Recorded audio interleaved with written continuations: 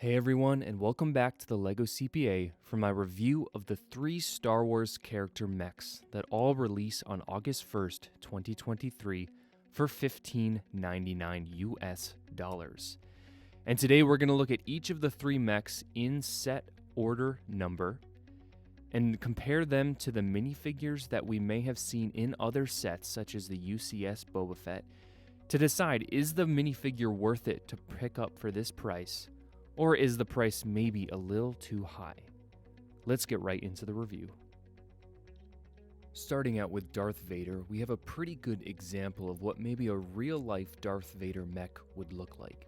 And as you can see, there is some pretty decent posability or different posing options you can have with Darth Vader. Of course, he does include the wonderful long red lightsaber piece for the mech, as well as the lightsaber for the minifigure himself. And here's another pose where I thought it'd be cool to show the different options, different posability that you would have with this mech. And then in looking at the arms and the legs, it is a fairly straightforward build. There's nothing too difficult, and I think having this as a 6+ mech is very, very reasonable. Essentially, you can build the arms at the exact same time and the legs at the exact same time concurrently. Now, one thing I noticed with this mechs and all of the mechs is the fact that the elbows and knees are fixed joints. I actually expected them to be movable joints, kind of like the joints in this AT-ST from The Mandalorian. I expected them to move like this ratchet joint, but unfortunately they do not. And that was a little disappointing. I have to say, this is the main thing I was looking forward to the mech, but not having that is fairly disappointing. Focusing on this printed chest piece, this was very, very pleasant to see that there was no sticker for the chest piece, so that was wonderful, a wonderful addition. And then actually with the lightsaber, it was all gray, and I was fairly disappointed as showing a picture on the screen of what Darth Vader's lightsabers actually look like. It was fairly disappointing that LEGO made it a full silver lightsaber when there is actually a very easy fix to do a little mock to make Darth Vader's lightsaber or mech lightsaber much more accurate. And essentially what I'm going to do is replace the bottom. I already replaced that with a black piece, but then I'm also going to replace that top Technic insert and the pin with a black piece.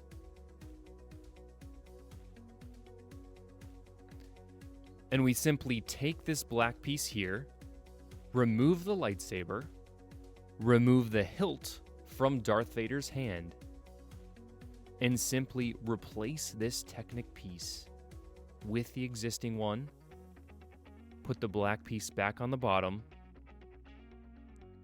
reinsert the lightsaber blade, and you are good to go with a much more screen-accurate Darth Vader hilt. My final complaint with this Darth Vader mech, besides the elbow and knee joints, is the fact that it is very, very difficult to fit the Darth Vader in its standing platform.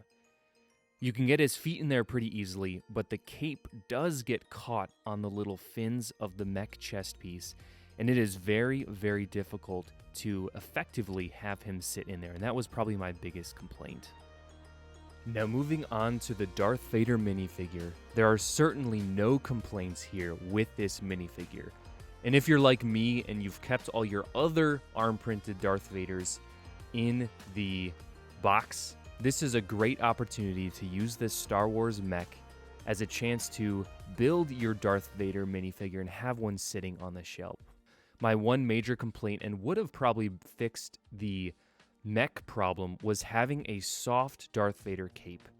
As you can imagine, just by the look of the cape, it is that thicker, more sturdy cape as opposed to the soft cloth cape, which I think, in fact, doesn't make it as useful in this mech. And then, of course, showing off that lovely Darth Vader head, the white head with the very rough, dense eyes, as you can see, with the scars and markings for Darth Vader's battle-torn adventures and his overall disfigurement, I think is a great piece. Of course, I'm used to seeing the old gray Darth Vader headpiece, so this is a nice one to have in my collection, as I'm sure I have a couple in the box. And then lastly, real quick, I did want to give you an opportunity to see the back of this minifigure, as it is a very simple design. Moving on to the much anticipated Boba Fett mech. This is a pretty great representation of what a Boba Fett mech would look like. Of course, he does have his jetpack. He has his burst rifle. He has a wonderful chest print, as we see with all the mechs. And of course, something very simple that you may not have realized is the actual Boba Fett does have spikes on his shoes. So that is once again very accurate to what we see with Boba Fett. Once again, we have the wonderful chest piece print, which is very, very much representative of Boba Fett. And also, we do have the limitations of the non-movable knees and elbows, which was very unfortunate and highly expected from me. Also mentioning those toes are the spikes on his shoes, which are very, very accurate. I very much enjoyed that. And then his burst rifle with the stud shooter on the end.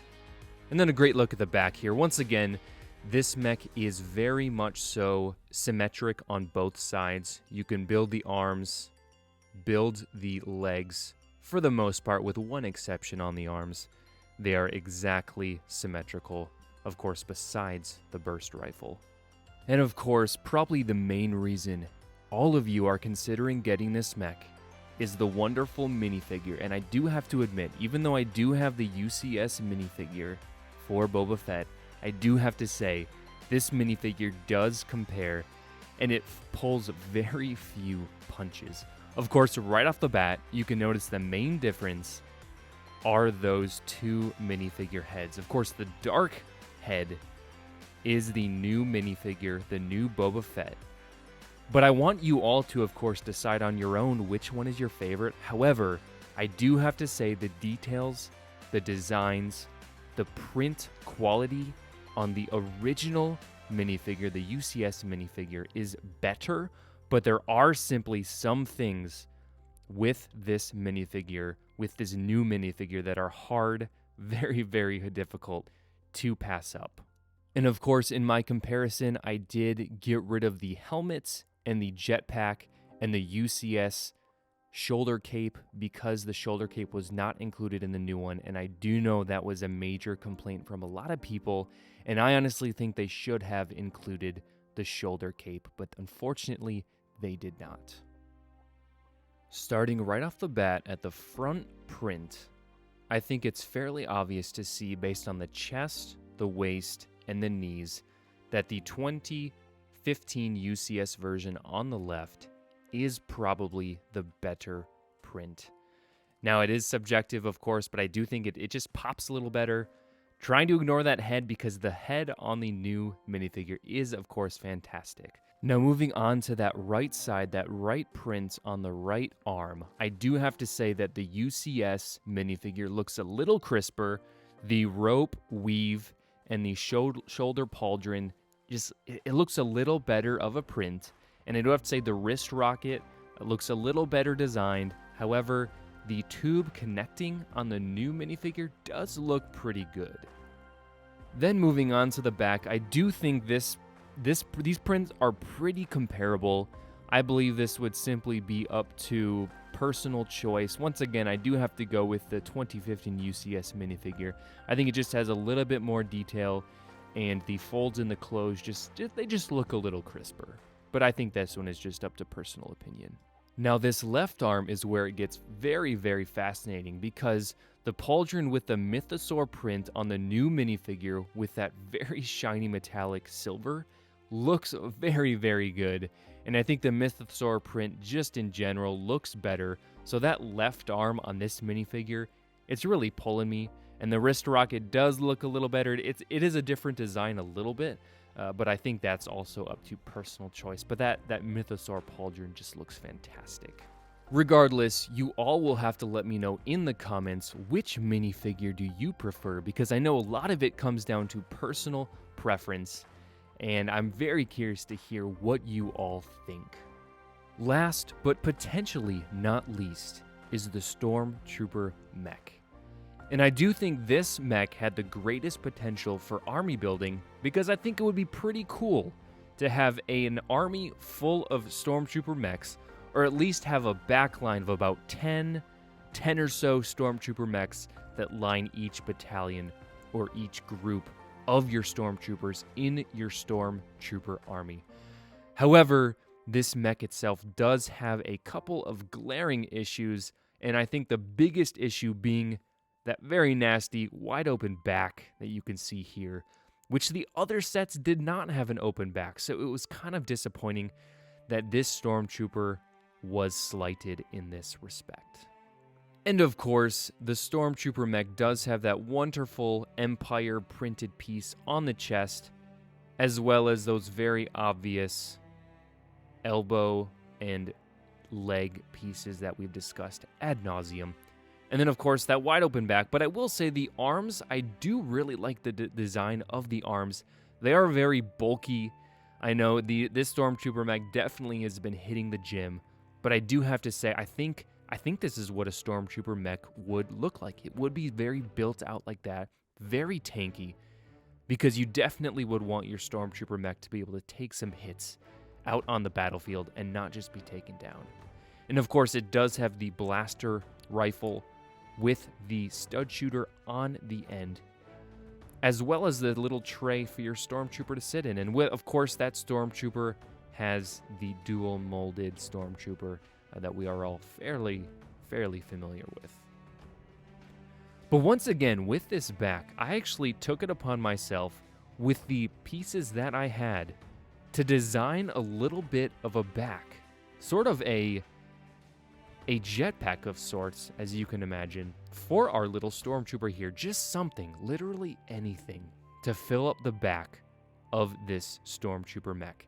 So I gave it a little headrest, I gave it a jetpack, and then I just kind of got to work on this little mech. So I put the headrest here,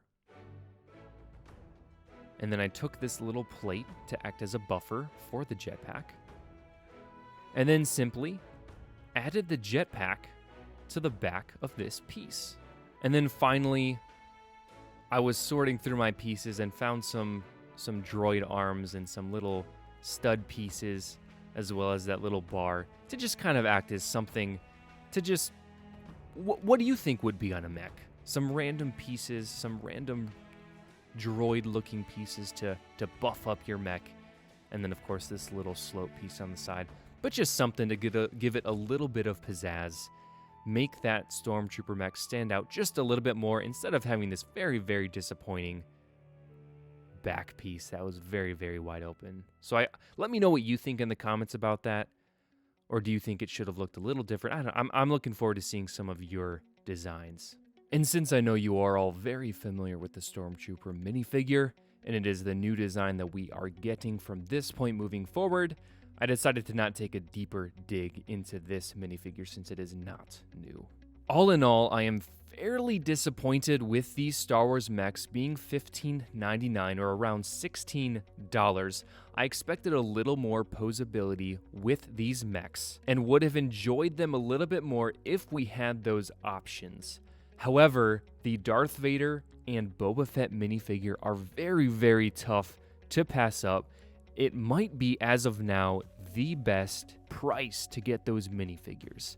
However, with the value being at $15.99 and these sets starting to overtake or overprice our microfighters, it is tough to decide if these are worth that price.